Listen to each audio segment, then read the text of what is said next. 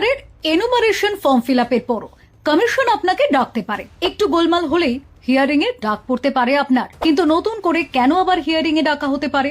এই হিয়ারিং এর প্রসেসটা ঠিক কি ও কিসের জন্য? কোন কোন ভুল করলে আপনারও হিয়ারিং এর ডাক আসতে পারে? এমন অবস্থায় আপনাকে কি করতে হবে? কোন কোন নথি নিয়ে আবার আপনাকে লাইনে দাঁড়াতে হবে? বাংলা জুড়ে শুরু হয়ে গিয়েছে এসআইআর পর্ব। জেনে রাখা ভালো যে 4 ডিসেম্বর পর্যন্ত চলবে এনুমারেশন। 7 ফেব্রুয়ারি বেরোবে ফাইনাল লিস্ট। সেখানে যদি নাম না থাকে কি করবেন? আপনাকে কি হিয়ারিং এ ডাকা হতে পারে? জেনে নিন সব প্রশ্নের উত্তর। এসআইআর এর লক্ষ্য হলো পশ্চিমবঙ্গের 294টি বিধানসভা কেন্দ্রের ভোটার তালিকা আপডেট করা। 80,000-এরও বেশি বুথ লেভেল আধিকারিক 4 ডিসেম্বরের মধ্যে বাড়ি বাড়ি গিয়ে ভোটারদের তথ্য যাচাই ও আপডেট করছেন।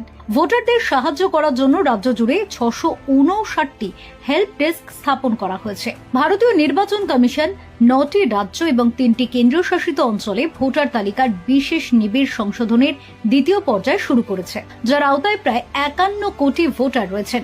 এই পর্যায়ে অন্তর্ভুক্ত রাজ্য এবং কেন্দ্রীয় শাসিত অঞ্চলগুলি হল ছত্তিশগড়, গোয়া, গুজরাট, কেরালা, মধ্যপ্রদেশ, রাজস্থান, তামিলনাড়ু, উত্তরপ্রদেশ, পশ্চিমবঙ্গ, আন্দামান ও নিকোবর দ্বীপপুঞ্জ, লাক্ষাদ্বীপ এবং পুদুচেরি। ডিসেম্বরের 9 তারিখ প্রকাশিত হবে খসড়া ভোটার তালিকা। তারপর চলবে সেই তালিকা সংশোধন। এর মধ্যে 9 ডিসেম্বর থেকে আগামী বছরের 31 জানুয়ারি পর্যন্ত হবে হিয়ারিং ও ভেরিফিকেশনের কাজ।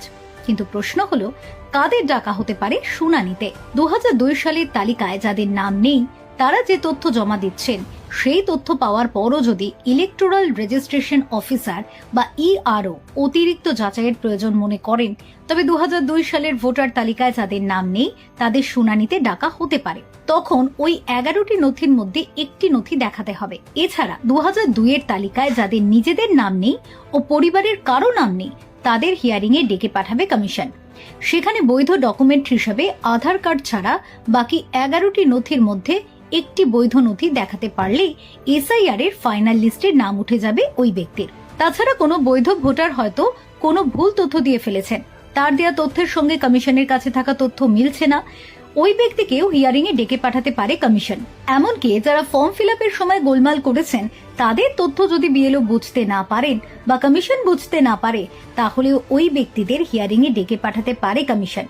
সুতরাং যেখানে কোনো ভোটারকে নিয়ে কমিশনের সন্দেহ হবে, সেখানে কিন্তু কমিশন সেই ভোটারকে ডেকে পাঠাতে পারে হিয়ারিং এর জন্য। আর সেখানে প্রয়োজনীয় নথি যদি তিনি দেখাতে পারেন তাহলে মিটে গেল, এসআইআর এর ফাইনাল লিস্টে নাম থাকবে আপনার।